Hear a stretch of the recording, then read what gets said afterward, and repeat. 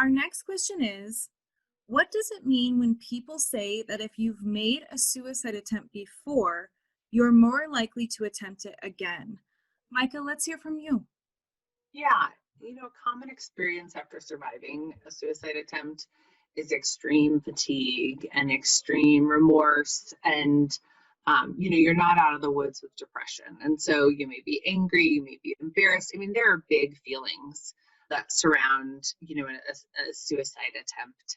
The attempt itself, the reactions of other people, it's a traumatic event, but why we identify individuals who've maybe had an attempt is because that attempt could have been a completed suicide.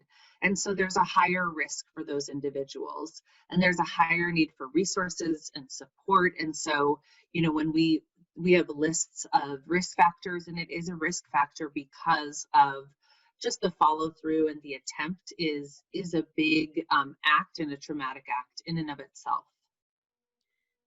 Great points, Micah. And I think, too, we know that history is the best predictor of the future. And so that's why we look at individuals who have certain coping mechanisms, intend to continue to go towards those coping mechanisms, whether it's drugs and alcohol, could be suicide attempts, could be other risky behaviors.